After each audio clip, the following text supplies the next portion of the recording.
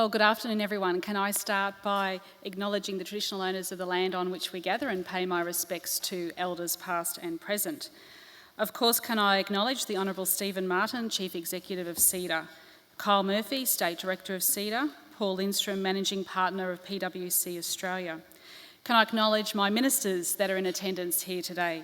Minister Kate Jones, Minister Anthony Lynham, Minister Joanne Miller, Minister Shannon Fentman, Minister Stephen Miles, Assistant Minister Sterling Hinchcliffe, a host of MPs, of course my good friend Councillor Milton Dick, my Director General Dave Stewart, and I know we have many other Directors General here as well. At the outset, I would like to extend my thanks to CEDA for organising today's event and for the opportunity to deliver the 2015 State of the State Address. When we talk about the state of the state, I reckon things are looking pretty good here in Queensland. The State of Origin shields returned to its rightful home. The Townsville fire took out the WNBL. The Firebirds won a thrilling Trans-Tasman Netball Championship. And of course, the Cowboys and the Broncos have dominated the NRL. There's still a few trophies left that we don't have, but not too many. And anyone who suggests that sporting success doesn't matter to Queenslanders, I'd urge you to take a quick trip to Townsville. Everyone is walking around a foot taller up there at the moment. No doubt what that success also gives all of us is a bit of a confidence boost, and the community that extra bit of pride. Whether it's sporting success, investment announcements, consumer sentiment, or the leadership provided by politicians and business leaders, we all play a role in fostering economic growth and confidence. Confidence is important because we are living in a period of rapid and profound change. For some, this can be quite terrifying. In fact, last week I was at Bulimba State School and sat in on a Grade 1 coding and robotics class being taught by Year 4s. I assure you, watching these 6 and 10-year-olds with their coding and robotics skills would terrify plenty of adults sitting in this room today. But that's what it's all about. We are in the digital age.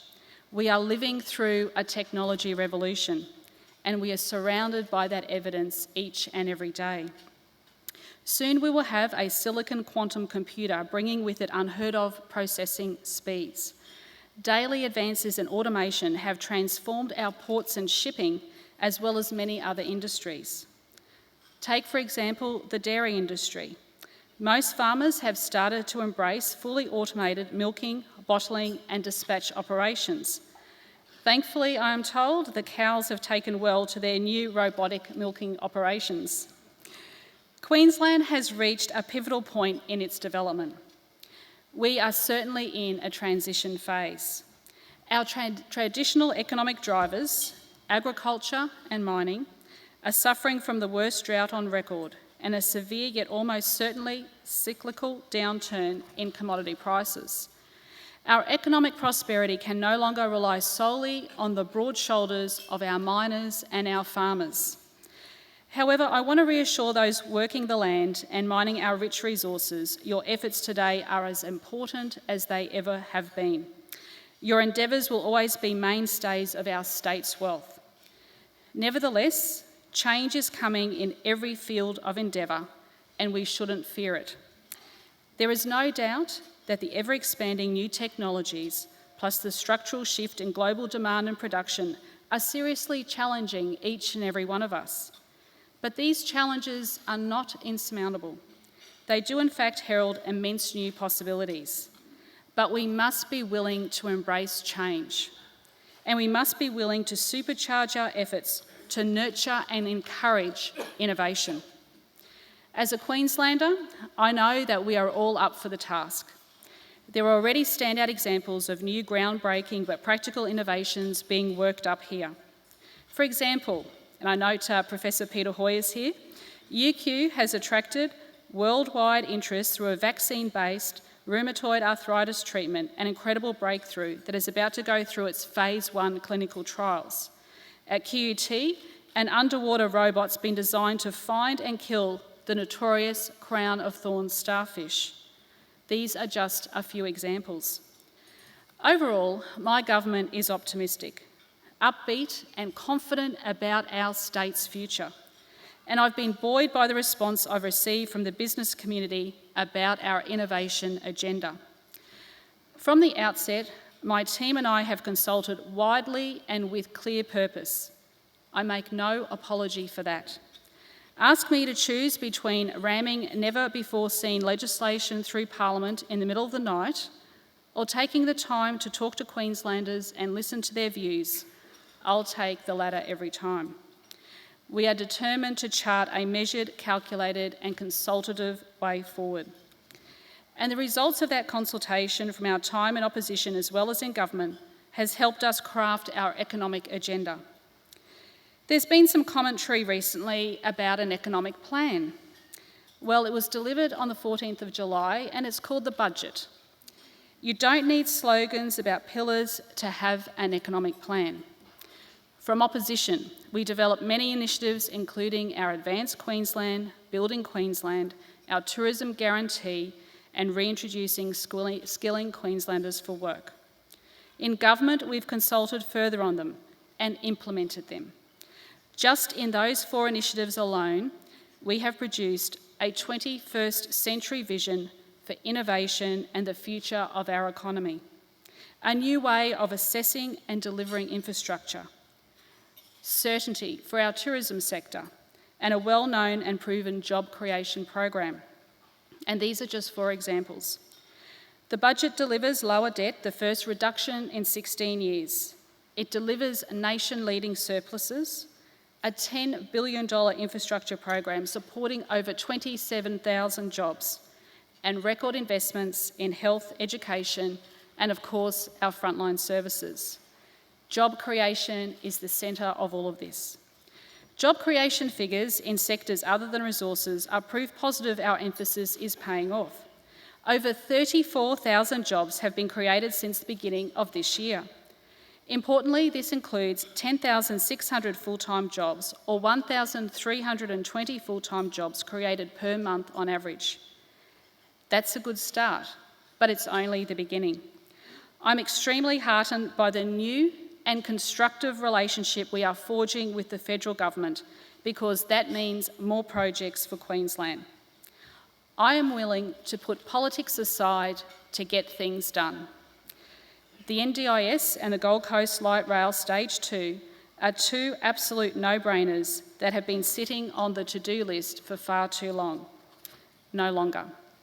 Both are now underway, thanks to my government's advocacy and willingness to work constructively, and I hope more projects will follow. Our priority list submission to Infrastructure Australia once again features Brisbane's Cross River Rail, a project previously identified by Infrastructure Australia as the #1 priority for the nation. The project is critical for unlocking productivity, not just in Queensland, but nationally. Business cases have already been completed for half of the priority projects submitted by my government to Infrastructure Australia. The list will be updated following the release of our final state infrastructure plan next year. It will comprehensively cover transport, water, recreation, education, health, safety, energy, housing, and even digital infrastructure. A government that is delivering new infrastructure projects and infrastructure planning helps boost confidence, and that is what is happening under my government. Business confidence in Queensland has been the highest in mainland Australia over the 3 months to September, according to the NAB monthly business survey. And why wouldn't business be confident? Queensland is about to ride another massive investment wave. In June this year, it was estimated that there were $211 billion worth of projects planned in this state, more than New South Wales and Victoria combined. Our $200 million Building Our Regions infrastructure program has been brought forward by a year, and the first funds should be approved in December. Much is going on across Queensland. There's the proposed $600 million redevelopment and expansion of the existing Lindeman Island resort. In the Gulf Country, Stanbroke is working up its $200 million Three Rivers irrigation project for cropping and irrigating up to 15,000 hectares of cotton. In the northwest, early works have started on the Dugald River zinc mine near Cloncurry, Stanmore Coal has just brought Isaac Plains coking coal mine in the Bowen Basin and will return it to production in the first half of next year. And the long-term investments are stacking up, led by Echo's plans for Queen's Wharf and the Jupiter site on the Gold Coast. In fact, the property sector is a real bright spot in the Queensland economy. The ABS data shows that currently housing investor finance commitments remain at a near record high. Investor finance commitments for the construction of new dwellings totaled $675 million in this year's August quarter, roughly double the same period last year. Construction commitments in Queensland have generally improved since early 2014 after a period of weakness from mid-2008. Our rental yields are more attractive than those in Sydney or Melbourne. Low interest rates are expected to continue to support investor activity in Queensland's housing market. And investors are constantly telling me that they are very confident that Queensland will continue to move ahead. And I'm sure buyers will vote with their feet as they did in the 2000s, go north and reap the benefits, because Queensland is the state of new industries and new opportunities. Take, for example, our liquefied natural gas sector, a brand new industry that was conceived and developed under Labor governments is powering ahead. Already almost $1.4 billion worth of LNG has been exported in just 8 months. Last week, I joined the team at Santos to mark their first shipment to Korea. That ship alone was carrying $40 million worth of cargo at full capacity. When all 3 projects are operational, they expect around 6 shipments per week.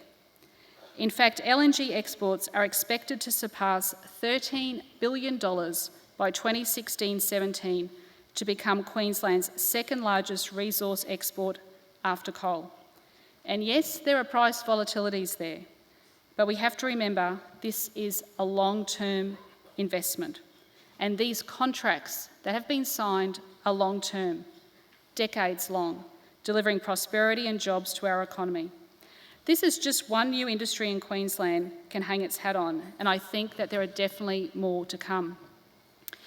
As we know, Queensland's economy has been built on export industries, and our traditional sectors continue to power us ahead. Beef exports have increased by 33.4% in the 12 months to the August quarter. This is an area that is only going to get better. And there was also a near 10% increase in coal exports, despite price pressures. But the falling dollar benefits others, especially our tourism sector. Last week, I was in Townsville for the Destination Q Forum. The optimism in that sector was sky high. Our international visitor nights have increased by 6.6%. The strongest growth came from China, with visitor nights up by 600,000. And this is expected to dramatically increase, and we may even see those numbers double over the forward years. China is now our largest single source of international visitor experience. Last year, that expenditure grew by 43%, while visitor numbers increased by 19% to 359,000. As a government, we know how important this market is. We know proximity to all of Asia is a real opportunity, and these numbers are compelling. Spending by tourists in Cairns alone has cracked the $1 billion a year mark for the first time in more than a decade.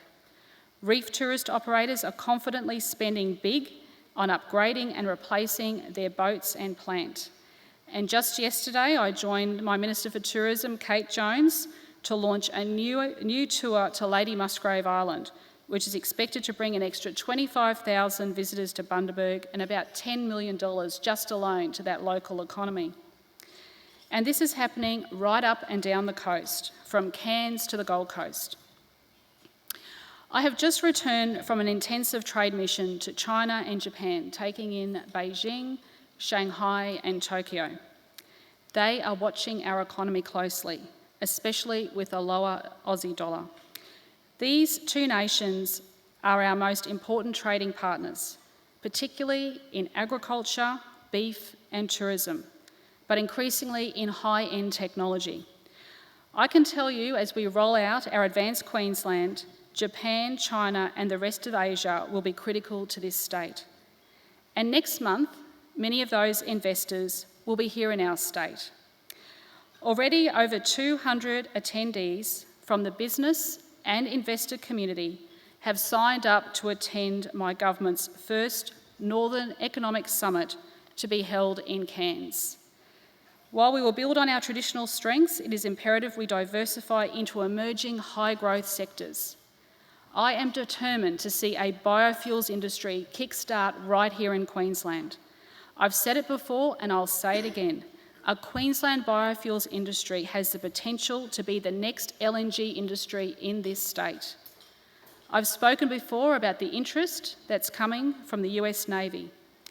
One of the world's biggest companies, Asahi in Tokyo, is involved as well. Asahi has patented a new, more efficient sugarcane process that aims to increase the yield of both sugar and ethanol. Asahi is now joining forces with QUT and the biofuel plant in Mackay to progress that technology through to commercialisation. And on Thursday this week, I will take my Cabinet Subcommittee on Biofuels to Mackay to discuss these issues and identify even more opportunities for our state. Just like mining, not only do we have the natural resources, we are developing the technology and the skills that can be sold to the rest of the world. Friends, if anyone has heard me speak in the last 12 months, they'll know I'm passionate about innovation, and a big part of that is technology in schools. Currently, there is no mandatory digital technology curriculum in our schools. In Estonia, where Skype originated, all public school children learn how to code from grade 1 onwards. In the United Kingdom, coding is mandatory for students aged 5 to 16 years. Computer science in the USA, Netherlands and New Zealand is a required subject in schools from kindergarten to year 10 and beyond. That is why the government has released a discussion paper on rolling out coding and robotics in our schools. And this is an agenda item that I will take to COAG in December this year. It's too important just to limit this to Queensland. Australia needs to embrace the same tech-focused education system, or else we will fall behind the rest of the world. But with tech skills must come business skills. That's been our biggest lesson. We can have all of the technological and biomedical discoveries, but if we can't turn them into investment-ready business proposals, we may as well not have them at all. That's why we have committed to entrepreneurship programs in primary and secondary schools across Queensland, building on successful policies already rolled out in the UK, the US and Singapore. Creating better relationships between investors and government has been the key takeout from my Business Advisory Council meetings so far. They said the government needs to better engage with small to medium enterprises. They are the innovators, they are the profit makers, and above all, they are the job creators. Startup Australia points out, Australians spent more dollars on the Melbourne Cup than the entire Australia venture capital industry invests in startups in a year. It is evident that business and government will be required to work together to establish a much-needed, mature venture capital market for startups in Australia. So today, I'm announcing that Queensland's Business Development Fund is open and ready for business. The fund is an essential part of the $180 million Advanced Queensland Policy Initiative. This is a $40 million fund that will help kickstart Queensland's next wave of startups. We are talking about co-investing with industry on the advice of some of business's best minds. For good ideas, a minimum of $250,000 is now on the table, half from the state, half from co-investors. The state will invest up to a maximum of $2.5 million if the business idea is the right idea. And that's how much confidence we have in Queensland's business sector. That's money on the table right now. The old saying goes, if you build it, they will come. Well, if you build the right business model, we will back you, because I'm confident in what Queensland has to offer. A similar New Zealand seed co-investment fund started with $40 million of its own.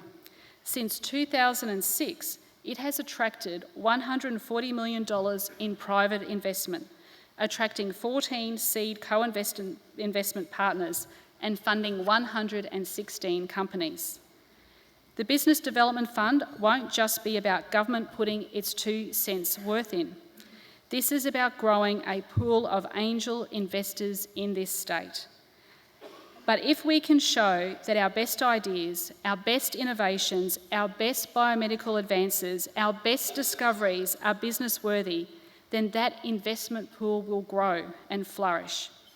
And that's why the government is stepping in. We want to lead the way when it comes to investing, to point those angel investors in the right direction. Applications for the Business Development Fund open today. The Business Development Fund will be administered by the Queensland Investment Corporation, and applications will be assessed by an investor panel of leading Australian and international experts. It will be conducted at arm's length from government and will be done in conjunction with private investors. And we know those investors will only put their money on the table if they have confidence in the idea's success. Eligibility criteria will include things like having the majority of business assets and employees located right here in Queensland. And above all, it must demonstrate opportunities for new, high-value and skilled employment in Queensland. Because at the end of the day, jobs is what this policy is all about. In conclusion, we are all now seeing the fruits of my government's economic agenda. By encouraging startups and new businesses, we are laying the groundwork for the next evolution of Queensland's economic story. The knowledge-based jobs and industries of the future, the technology-based jobs and industries of the future, that is where Queensland is headed. And those jobs and those industries won't compete with our traditional strengths. They will enhance it. We have the people, we have the ideas, we have the infrastructure. Governments elsewhere are investing heavily to pursue innovation-led smart growth. Governments can do more to help and create and shape markets before getting out of the way. The Business Development Fund I've announced today is the perfect example of that. The future is ours for the taking if we are willing to go out on a limb and back ourselves in. And I've no doubt that the reforms we're announcing today will be the cornerstone of the Queensland Premier's State of the State address in 2035. And hopefully, she'll be celebrating a few of those Queensland premierships as I have done. Thank you.